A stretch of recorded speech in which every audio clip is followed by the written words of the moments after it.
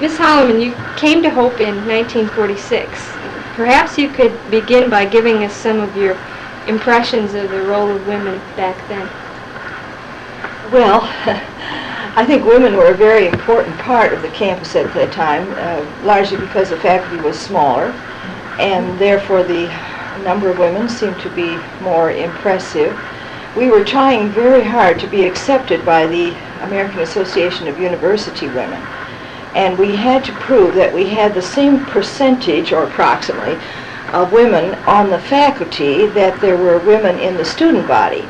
At that time, a third of the student body were female, and so we had to try to raise the number of women in the faculty to also being a third. And Dr. Lubbers, who was at that time the president, was very interested in this, and he worked to see that there would be that percentage of women on the faculty. I think that in many ways the number, well, I know that the number of women is actually percentage-wise much less than it was at that time, and I think the role of women has proportionally diminished in some ways anyway.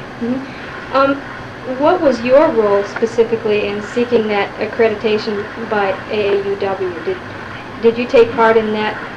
No, I didn't have much to do. I was a young faculty person at that time, and I was very happy to join the AAUW.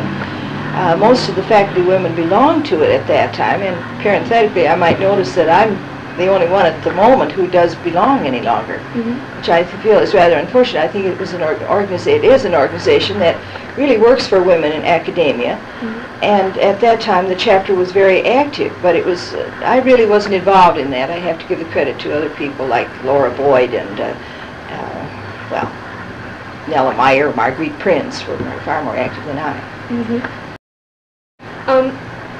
Do you feel that the administration of Dr. Lubbers was particularly favorable toward women? Yes, I do. I think he made a conscious effort to really encourage women. You see, I'd gone to college at Central College, where Dr. Lubbers in Pella, Iowa, was the president, and I saw it already there that he encouraged me to go on to graduate school, to apply for a graduate fellowship. He really wanted women to make the most of their potential. His own wife is a very capable, lovely woman, and he wasn't threatened by her. He was proud of her. And I think she gave him ideas, and he consciously, I think, did try to work for this. I'm not saying that the other presidents, I don't want to minimize, I think they've done this too, but I really felt that he, perhaps more than the others, had this in mind. I gathered from what you said that you perceived the role of the president's wife as a very important one then. Yes, I did. I felt that Margaret Lubbers took a very positive interest in things on the campus, although she never interfered in what went on in the main office. Nevertheless, her role as a hostess and spokesman for the women, she was very active in Reformed church circles. I believe she served on one of the boards that met in New York, and she was a very good spokesman for the women of the campus. Mrs. Vanderwerf was also very, very capable. There was, however, the feeling that perhaps she interfered a little bit in the main office. Now, whether that's true or not, I don't want to judge, but there was at least that impression. But she, too, was very capable, a charming, lovely woman. Now, I see Margaret Van Wylen as herself a professional woman, and I think in itself that's a very good image to have, where she doesn't take as much of a lead in the things on the campus. She doesn't need to. She has her own life to lead, and I think that's in itself a very good model to see. Who were some of the most influential women on campus in those early years? Well, strangely enough, the house mothers were very important. When I came here in 1946, I stayed with a lady who had been a house mother and had just retired. Her name was Harriet Godfrey. She lived just across the street from the campus, and she had just retired from being one of the head house mothers. Mrs. Godfrey was a widow. Her husband at one time had been the head of the chemistry department, and he died rather young, and so she'd been at the college a long, long time, and although I never saw her as a house mother, I just simply roomed in her house. I got to know her very well and heard from many people of the immense influence she had on the lives of the girls in the dorm. There was great emphasis on manners and on what one might call genteel dining habits and living. And the house mothers were very important. Then, for example, Bertha Kronemeyer was the head of Voorhees Hall. She was a very capable woman. Della Steininger, who later was at Phelps Hall, and now then Mary Tellman, who was for many years also at Phelps Hall. The house mothers had a very important role to play, and I think their emphasis on guidance and on devotions in the dorm, on good Christian principles. They were available night and day, one might say, for help. I think they played a very great role. Then, thinking of other people who were influential at that time, the Dean of Women was a very important figure. At the time I came in 1946, Dr. Elizabeth Lichty was the Dean of Women. She had her PhD in French. She was truly a scholar and a very capable woman. And I think that the Dean of Women was a kind of catalyst for the women's organizations on the campus. There was a Women's Activities League which coordinated all the girls' activities. The Honor Society, later called Alcor, was very important. That later developed into mortarboard, didn't it? Yes, and now you see there are men in mortarboard, and I think the girls have lost their control of it.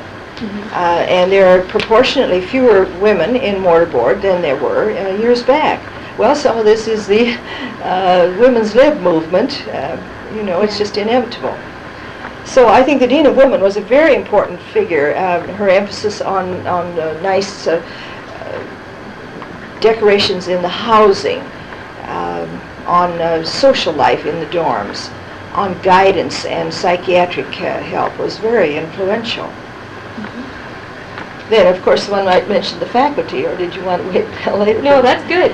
Well, then, of course, I think the women of the faculty, just because the faculty was small, had perhaps a more important role. At that time, it was mandated that there had to be a woman on every committee. Now, that may be a rather false way of getting women's representation, but it's better than nothing. And in our present committee system, it's a kind of catch as catch can, a sort of popularity contest, really, which I think is just as unfair to the men as to the women. And there's no rhyme or reason to the way that people are elected to committees. There's no thought, really, or very little, it seems, thought of what previous service a person has had, or whether they've been on a committee before, or what their capabilities are. And the idea that you had to have a woman on every committee certainly gave the women a voice, and some of them were heads of committees. I at one time was the head of a committee. The Dean of Women was on the Executive Council.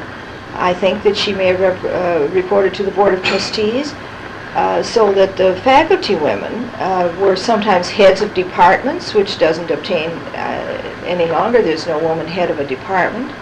There was, for example, Meta Ross, the head of the History Department, Laura Boyd, the head of the German Department, Marguerite Prinz, the head of the French Department, Helen Schoen, who taught for many years in the Education Department, although not the head of it. There was Helen Harton, the head of the Drama Department, Marcia Wood, the head of the Art Department. Ever so many women were in really leadership roles. I understand that you were acquainted with Frances Phelps Ott. Could you tell us something about your recollections of her? And yes, it's Mrs. Oddie, by the way. Oddie. Mrs. Oddie. Yes. Now, her father, you see, had been one of the presidents of Hope College. Was it the second president? I believe so. I think so. And Phelps Hall, of course, is named for him. Well, Mrs. Oddie had married a medical missionary who was in China at one time. And then she, after her husband died, came back here to live, and she was a very old lady when I first came, and she got to be, I thought it must have been at least 100, but I'm not sure. But she became very feeble and frail, a little wisp of a woman. She didn't weigh more than about 85 pounds, I think, finally. But she always came to convocations all dressed up with a kind of rusty black dress and rusty black hat, and was ushered in with some ceremony to one of the front seats of the fall convocation. And then, of course, she would be at receptions, and everybody was told they should greet Mrs. Oddie. But she was very keen. You can see that at one time she'd been a very capable, intelligent woman, and she was so proud to be an alumna of Hope College. And I think that in itself told you something about the quality of education in the early days, that she truly had a liberal education, and she was always interested in foreign speakers, especially from China. She was a very interesting old lady. Do you remember specifically how you met her? Well, no, I don't. It must have been at one of these convocations, receptions, because she was often in attendance at college functions. And quite a grand, rather imperious, little old lady. In 1946 was immediately following World War II. Do you feel that the role of women was helped or hurt in any way by the reverberations of that, the influx of all the men from the service? Well, certainly there had been fewer men on the faculty because of the war. And in 46, when I came, then of course the veterans were all coming back. It was just a tremendous influx of veterans onto the campus. And that was represented too in the hiring of the faculty. Dr. James Prince and Dr. Henry Tenhor and Chuck Steckety of the math department, Dr. Fulkert, and I came in the same year, and you see they had all been veterans. And so there was quite a sudden spurt of hiring on the faculty, where I think during the war years they had scarcely hired anybody, and the women were somewhat holding the fort. And certainly in the student body, there was just an overwhelming, must have been overwhelming, change of enrollment, where there had been practically no men. I believe 65 in 1945 or so. Something like 200 girls and 65 men were the total student body. Well, then in 1946, the enrollment simply almost tripled, and was very much dominated by the men, and they were very, very glad to be home and very eager to get an education. There was a marvelous spirit, a tremendous sense of vitality and ambition, and well, endorsement of what the college stood for. They loved Hope College. They were very loyal to it. They were so glad to be here. Do you note any especially significant changes in the attitudes among or toward women at that time? Was there a change after women held the fort, as you say? Well, I think that inevitably this was going to be, for one thing, there were fewer women in graduate school. And then because of so many men being there, that women faculty were hard to get. Once we had achieved this membership in the AUW, we kept the proportion of about a third of the faculty being women for a few years. Then this began slowly to decline, and there are many reasons for this. Partly the fact that we had lost the impetus to get accredited, partly the fact that women were hard to find, not being so many women going to grad school. I think something of the administration may have been, they perhaps lost a little bit of the concern for this. The women themselves, I think, ceased viewing themselves as leaders. They were more willing to just be faculty wives. I guess perhaps the war had something to do with that, too. Fade into the background? Yes, let the men take over. There are many reasons for this, I think. Yeah.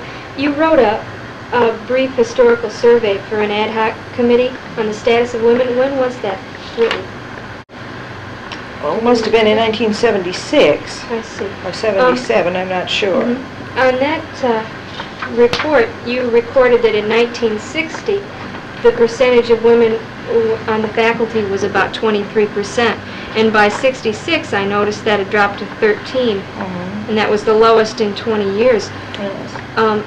in that period of the 60s, was there anything specific that you would attribute that drop to? I think, for one thing, men were going into roles that formerly had been taken over by women. At one time, the librarianship was always filled by a woman.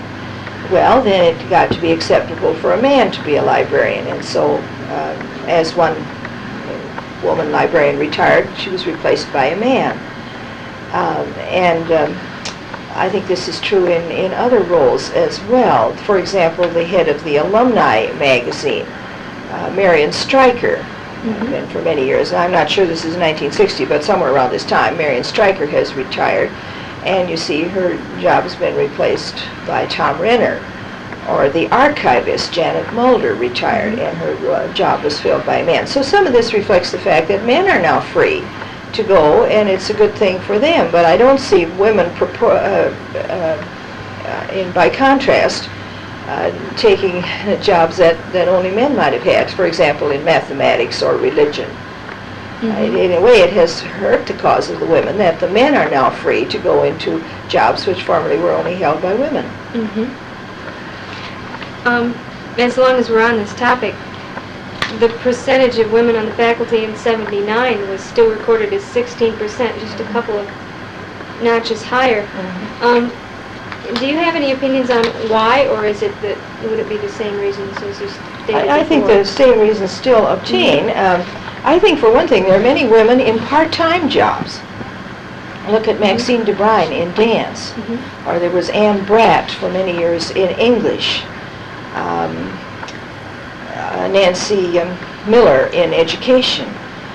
There is the impression that women are teaching, which of course they are, but there's the impression, you see, that there are more women around in full-fledged roles than really exists. You don't perhaps notice how few full-time professional women there are in the faculty, because there are many part-time, perhaps more part-time people tend to be women than otherwise.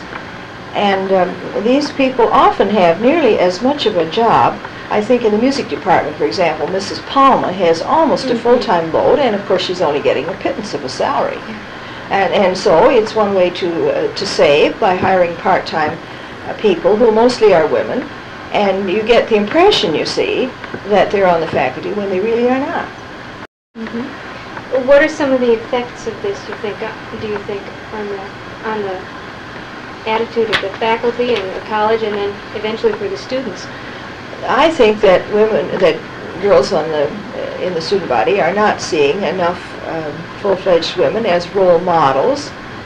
I think, too, that the full-fledged women of the faculty tend to become rather discouraged, because it just seems to be so impossible to become perhaps promoted or recognized, that I think there's a certain amount of discouragement. And I don't want to sound all negative. I think that Hope College is a wonderful place to be, and people enjoy their teaching, but I do feel that many of the women have been behind the scenes for far too long. I see the women in the physical education department, for example, being really the workhorses of the physical education department, and not, getting naturally they don't have full-fledged competitive sports, and they don't get the public recognition that the men do, and they're simply going on tirelessly, it would seem, year in and year out, and having relatively little to say in policy-making roles. I think the fact that women are not involved in policy-making, and it's partly our committee structure, which I do think urgently needs revision, that is a very demoralizing thing to a professional person. I think in some aspects promotion is denied, and I feel that perhaps in my own case this may have been true, where I've twice asked for a promotion and been denied, and at least I think part of the reasons have been male chauvinism. Just simply not knowing what you do, not really paying attention. I think it's more of an indication of administrative failure than anything on my part. The fact that they don't know what I do shows that the administration hasn't been paying attention, or that, say, one's chairman, or what have you. And I only use myself as I feel an example in this way. I think that it's harder for a woman to be promoted, and that there's something of a finally very tiring attitude. There's been a great deal of divorce among our young faculty members, so, among some of the men as well as the women. I think that perhaps a rather impersonal atmosphere at the college is to some extent responsible for the frustration that people feel in their personal lives. What do you mean by an impersonal? Well, and perhaps it's inevitable as the college became larger. You can't always keep that kind of cozy family spirit. But I think a great deal could be done by department chairmen and deans to make people feel more secure. I think that the kind of evaluations that we're having, these statistical studies, one has to pass out study forms to the students. Perhaps you've seen them too. And I think these are absolutely dehumanizing, the kind of so-called evaluation that one has to have. I don't think the teaching can be evaluated that way. And I think that a good administrator just simply coming in and being interested in what one is doing, he would find out a lot more than anybody's ever going to find out from these statistical, mass-produced testing things. And you don't dare to admit any problem to administration, because then you get the feeling that you're considered incompetent. There's more a sense of an adversary role rather than of a supportive one between the administration and the faculty, in some cases anyway. I don't want to say that this is always the case, but it can be. And I think that many younger faculty members especially, I feel, must be very lonely and feeling that they have really no relationship to much of anything at the college. Where, of course, at one time everybody was involved in everything, and that was a little bit too intense also. Wasn't perhaps a healthy thing either. In those early years, were the faculty heavily involved in student social activities? Well, yes, certainly more so than they are now. There were more all-campus events. They had something called a penny carnival, for example. And the dean of women would perhaps dress up like a clown, and and the dean of men might be dunked in some kind of a bath or other, and all to raise money for some good cause.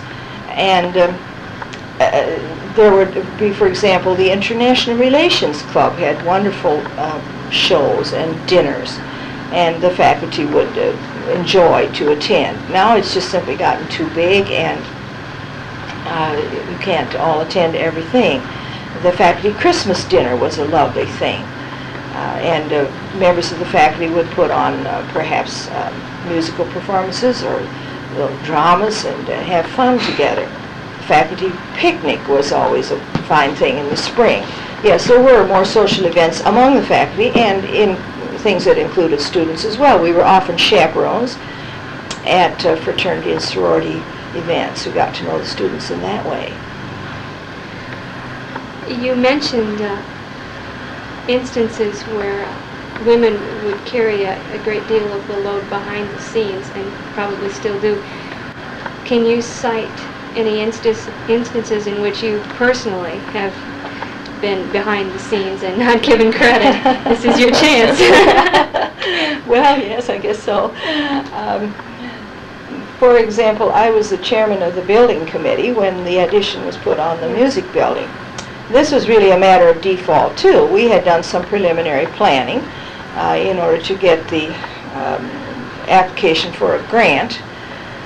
And I had not seen the plans, these rather rough plans, when Dr. Kavanaugh, the chairman, was going to be in Europe with the choir.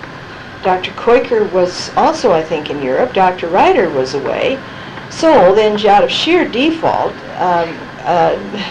I was asked to be the chairman in their absence, and while they were gone, the grant went through, and we had to act very fast to finalize the plans with the architect.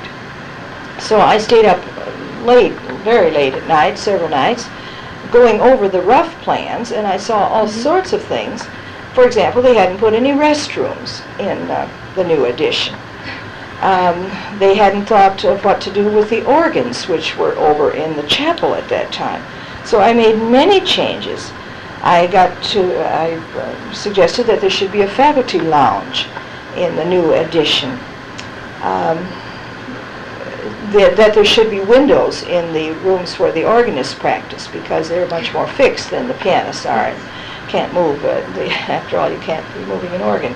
Well, anyway, there were ever so many things that I suggested to the architect, and that were incorporated in the final plans. And as the work proceeded, I came here many a day and worked with the architect to see what was happening. And one time, I came along and I noticed that the chairs had been installed in the auditorium, and all of them were installed wrong. They were installed so that your feet hung over the edge of the tread. And I, of course, called this to the attention of the building supervisor, and all the chairs had to be taken out, and in fact the whole floor had to be reinstalled. Well, of course, I should have come along earlier, but if I hadn't, I suppose it'd still be there. Anyway, I did do many, many things in working with the builder and the architect. But when the building was dedicated, this was never mentioned, and indeed it never has been mentioned in any place that I've ever seen, that Miss Holleman was the chairman. But when the architect made the final inspection, he came to me to sign the papers. And when Mr. Boersma, who was the building supervisor, went around also looking to see the last final things, we even found some places where there should be switches, light switches still installed. Mr. Boersma had me sign the legal papers for the inspection, which made my ego feel pretty good. Then another instance, I was on what was called a Build Hope campaign. This was a few years back. We were raising a lot of money for the college, and they had asked representatives of consistories in many churches for a radius of about 50 miles around here. And I suppose there were about 200 people came to the initial dinner. Well, there were two women, Dr. Nancy Miller and myself, and I thought that certainly is tokenism, but as long as it's tokenism, I was glad it was there. And then as the year proceeded, they would be having reports from these consistory members and faculty as to the churches that were being visited to solicit money for the college. Well, as the year proceeded, it was evident that they were not going to ask me to ever do anything. Once they asked me to give the prayer for the dinner, and another time I was asked to cut the pie for the dessert that we had, but they never asked me to speak at a church. Which is what everybody else was doing. Well, Paul Baker, who was the layman of the town, he used to own the Family Fare grocery store, Paul Baker became rather sensitive to this, and he said, well, what is Jan going to do? And he then asked me to speak at the Maplewood Church for their congregational meeting, which I thought was so sweet of him. And there was a huge crowd, and I went with great fear and trembling, and I thanked them for their really tremendous contribution to the college. So that I felt that Paul Baker was sensitive to, well, what is this woman doing here? Nancy Miller had dropped out because she became pregnant, and so I was the absolutely lone woman on this committee. Then one late afternoon, it was a blustery, snowy day, then the development director, who was Norman Timmer, called me and in great, despair, asked if I would go to speak to a church in Grand Rapids because someone else was supposed to have gone and had been unable to go, so would I please go to that church in Grand Rapids that evening? Well, of course, I didn't have any of the materials. I had to rush over there and find the brochures and the charts and everything that they used. So I tore off on this cold night to speak to that church, that consistory then, in Grand Rapids. And this happened at one other time when somebody else couldn't go. Then they asked me to fill in. Well, you see, that doesn't exactly make you feel like a full-fledged professional, does it? Certainly not. So perhaps, I don't know, I don't want to sound bitter, but I have been on many a committee to receive the Dutch princess or the Queen. I played for Queen Juliana when she was here, had a reception in Durfee Hall, and I played the piano then. I was on the committee for Prince Bernhard, and especially to set up the chapel with flowers and the whole. Well, and you know, Prince Bernhard always wears a carnation in his buttonhole. And I'd read that someplace, so I ordered a carnation for him, and he was so pleased. It was a symbol in the resistance. The Dutch resistance fighters wore a carnation, a little white carnation. And then that morning, there had been vandalism in the chapel overnight. We had the flowers all ready the evening before, beautiful flowers. In the chapel, and I came, or rather, John Halbach called me about 6:30 in the morning and saying, Jan, the chapel has been broken into and it's been vandalized, and all the microphones that were set up for recording had been either stolen or broken, and the flowers were all smashed, and I had to just madly dash around that morning and from whatever florist I could find get huge bouquets again to put in the chapel. So I went to that luncheon for Prince Bernhard, really exhausted. But I think it's rather typical of some of the things that the women have had to do in social ways. But perhaps because of my interest in the Dutch, you see, I've often been put on these committees to receive the Dutch ambassador or the princess, and then since you know the ropes, you have to plan the tea and the reception line and whatever program there is. I was the chairman of the luncheon when Dr. Van Wallen was installed, and that was a tremendous lot of work too. Can you tell us some more specifics about, is it Queen Juliana's visit? Yes. She of course had been here during the war. That I did not see that, but then she returned. It must have been about 1952. And she gave, did we give her an honorary degree, or had she already received one? I'm not certain. In any case, it was quite a thing for the city to have the Queen of the Netherlands here. And she was received in many places in the City Hall and other cities in Michigan, and with great pomp and ceremony. And the college acted as the host here for her visit here. And I remember I saved the dress I wore.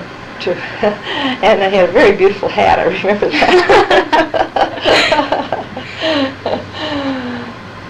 Do you remember what you played? Yes, I do. I played the first arabesque of Debussy. And one of the, I don't know, Secret Service men or somebody in her entourage thanked me for it.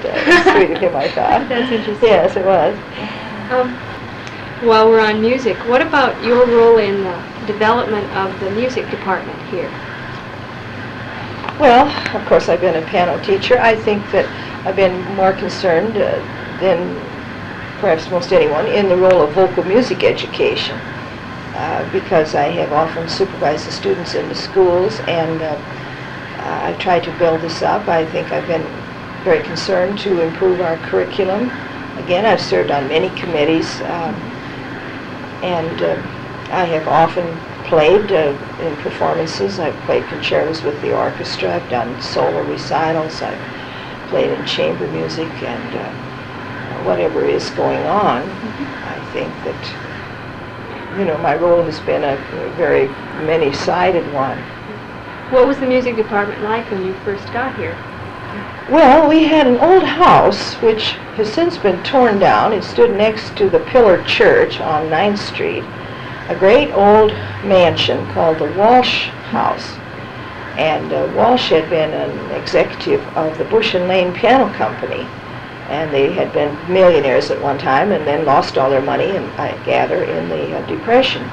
It was a really Victorian mansion, and that was the first time that the music department had a house of its own, and they were very proud of it. And my studio had a big fireplace and a chandelier and some cozy big chairs and big, very impressive looking carpet, and it was really a lovely studio.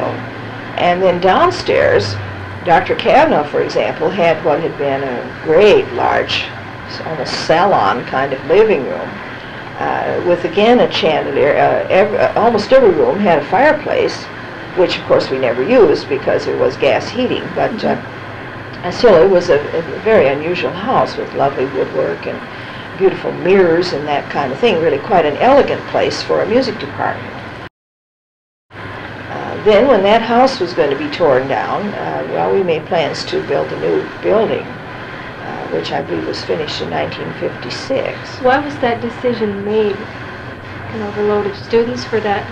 Oh, well, no, I think that actually the college, it was an overload of students. Yes, the department was growing very much, and it was evident that old house was not adequate. It needed a lot of maintenance, and it was really, going just badly needed repair, and we needed a building that was on the campus. It was the fact that the music department had done very well and needed a bigger place, I think, that precipitated the plans for the new building.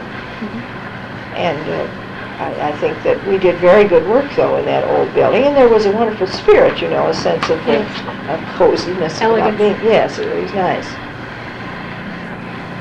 Well, then Nykirk was built in 1956.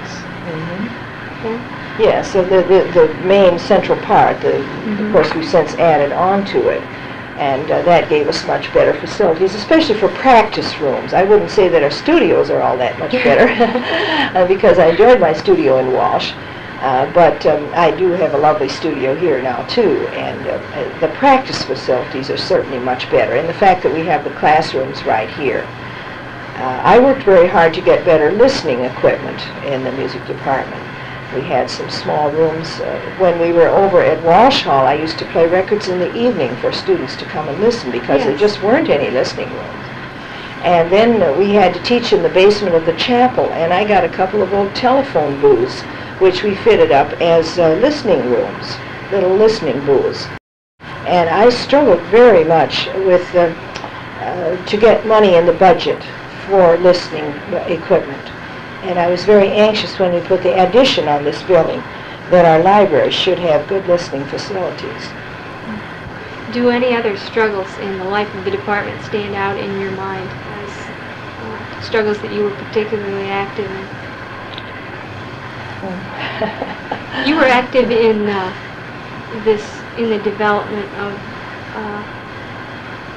the music appreciation courses. Oh, yes, yes. The course that we call Introduction to Music. Yes.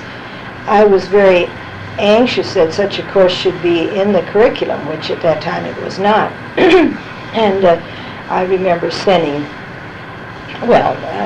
syllabi to the proper committees, emphasizing what would be taught in such a course and how it would be done. And then we proposed to do this on a team teaching plan with Mr. Davis and Miss Morrison and myself.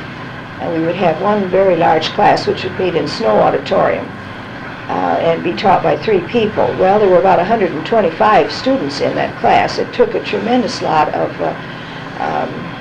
logistics, because to plan the listening, and our facilities then were not as good as they are now, and of course to get the record list and to have it all available, to make tapes. I was particularly intimidated by the making of tapes, which was not as easy then as it is now. And Mr. Davis and I worked very much on making those tapes. Well, as the year proceeded, it became evident that the team teaching idea was not the best one. It was very hard to coordinate this between 3 people.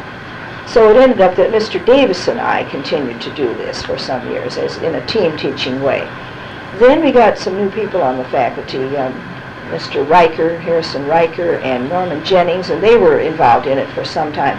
But I was the chairman of this area for a long time to coordinate whoever would be teaching that course. I believe it has a good reputation on the campus as a solid, respectable cultural heritage course. You've been very active in church and community affairs as well as affairs on the campus during your 34 years in Holland. Could you highlight some of your roles and activities in these areas? Yes, I've been choir director in a couple of, 3 different churches. I started out by singing in the choir at Hope Reformed Church. Then I was asked to direct the choir at the First Methodist Church, and I directed the choir there for 7 years until I went off to study in the Netherlands. when I returned, I decided I would like to attend Third Reformed Church because it had very lovely music. Subsequently, I joined Third Reformed, and then I was asked to direct the evening music there. They had a small motet choir which sang in the evenings, and I was also responsible for getting soloists. So I worked at that for several years, head of the evening music at Third Reformed. I was appointed to some committees, the Christian Education Council and the Christian Action Council, and then I was elected to be the first elder at Third Reformed, and I felt that was really a tremendous honor and a great challenge, and I enjoyed that very much. Were there any other women elders in Holland that you knew of? I think Hope Church had, they were ahead of us in that respect. And but I was one of the very first, that's sure. I think Christ Memorial had one, and I believe that, well, perhaps that was about it. It must have been quite an innovation. Yes, it was. And now that I'm off the consistory, I'm serving on the Executive Council of the particular Synod of Michigan, which meets quarterly, and they're representatives of the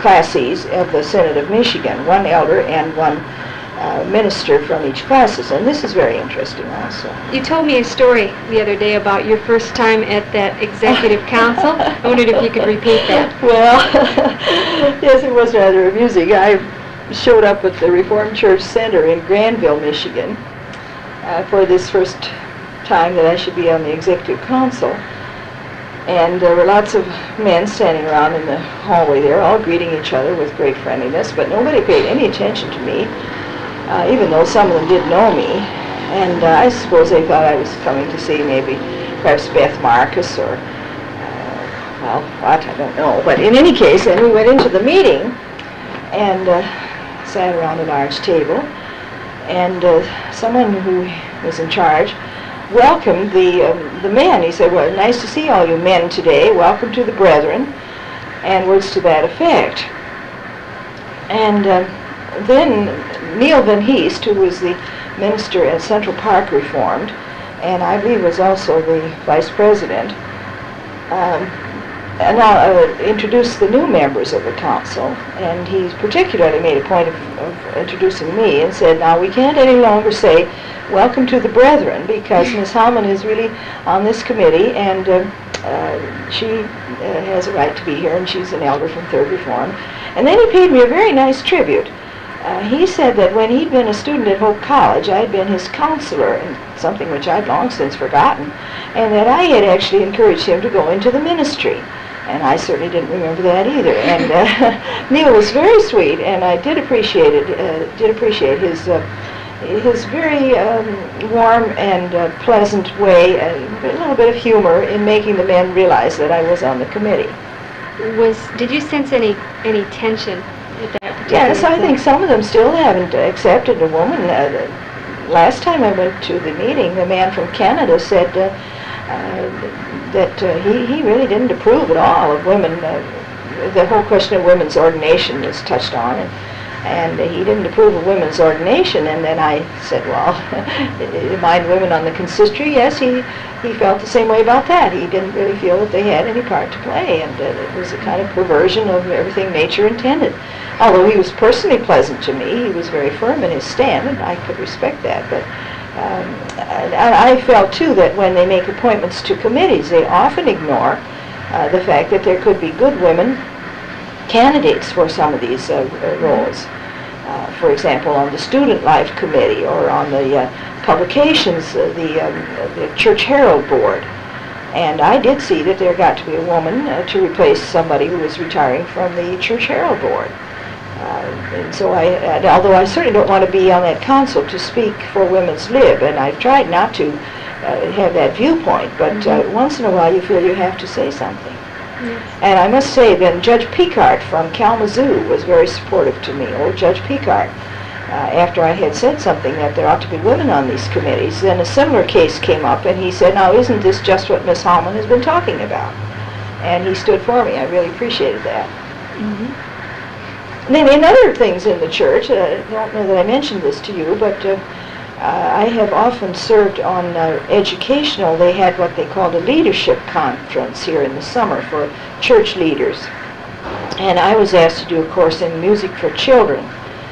And I have done courses, short mini courses at the seminary.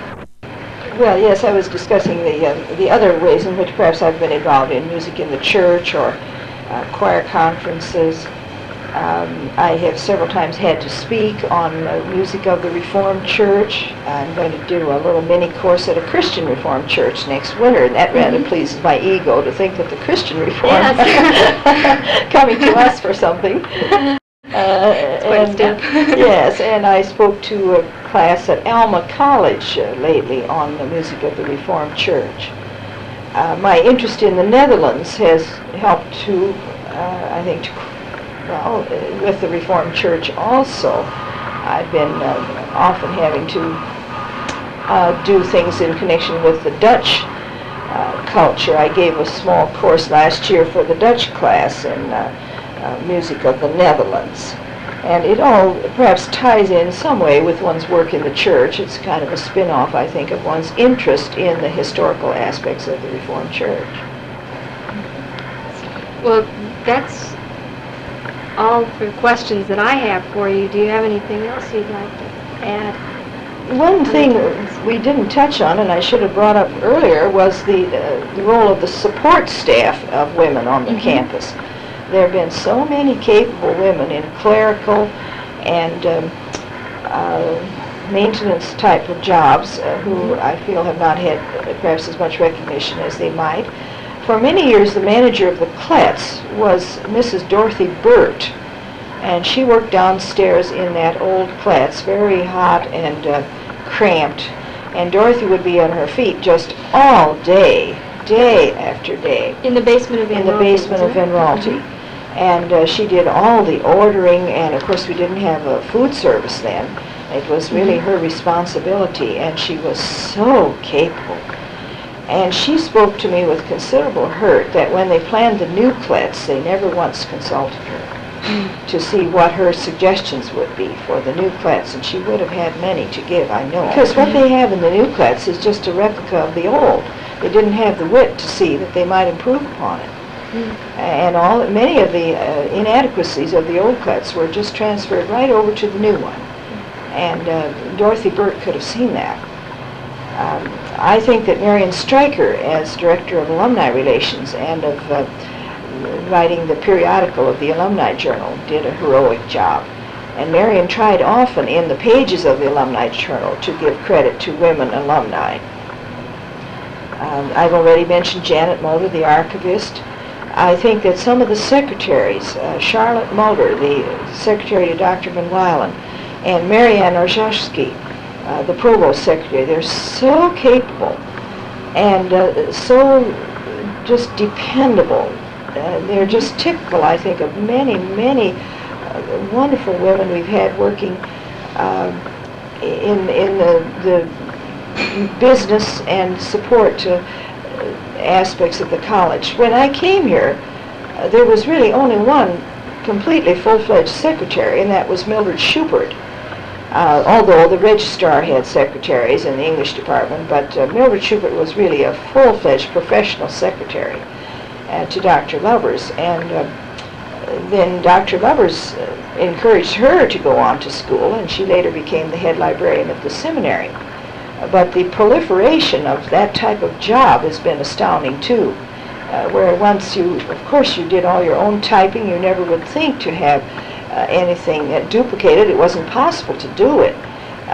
If you gave a test, you typed it yourself. And if you had letters to write, you did it yourself, if you even owned a typewriter. But the people in the support, the cleaning women, there's, for example, Mrs. Vischer, who recently retired. They were so very good, and often working with minimal budgets and certainly not the best of conditions. I think was very good. We haven't talked about students either. We should do that. And that's what the whole thing is about.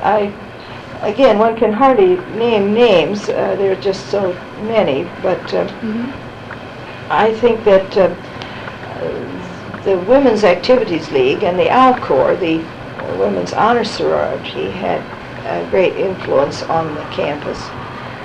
I think that the girls were perhaps more organized than they now are. There was more of an overall direction, although I know you have meetings of RAs and house directors, but it doesn't seem to be as important as it once was in the sense of coordinating these things. The fact that we do not have a dean of women, I think, results in a lack of focus for the activities of the girls. And while we do have a lot of rather high-priced psychiatric help, I feel that some of this could be avoided if we had a capable dean of women. But I realize these days are perhaps gone forever. With the student protest of the 60s, the idea of campus rules and regulations just practically disappeared, and all control over the residence houses seem to be resented. I think that this is improving to some extent at the moment, and I hope it will even further be shaped up, because I think it's very important that the residence halls give an impression of what it means to live an orderly kind of life. Do you have any more questions? You mentioned May Day. Yes. Can you describe that, please? The 1st of May was always, it is still a partial holiday, but it used to be a full day's holiday. And that was really a very significant event, especially for women's sports.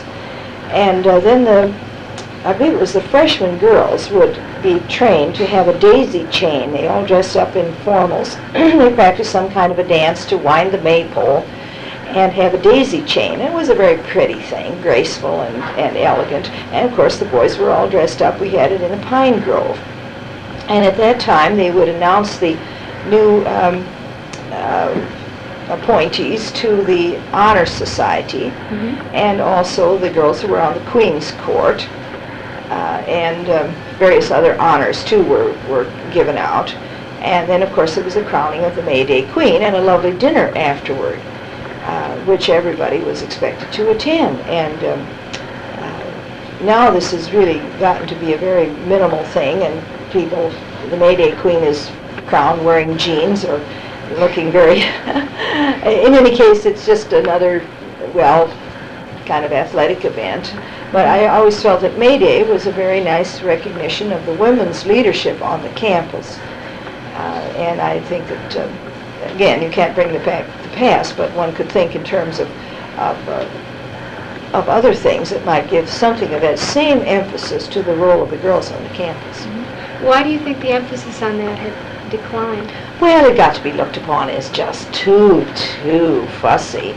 Nobody wanted to dress up, you know. People were wearing jeans to weddings. They were wearing jeans to wonderful concerts. There was just no other uniform but blue jeans. This was during the 60s? Yes, and so, of course, anything where you wear a formal was just too old, outdated for words. And any sort of emphasis on manners was just too stuffy to be countenanced also. So that it's all part of that rebellion of the 60s, and the more casual attitude we have toward dress and manners, some of which may be all right, but then I think we have also lost a great deal.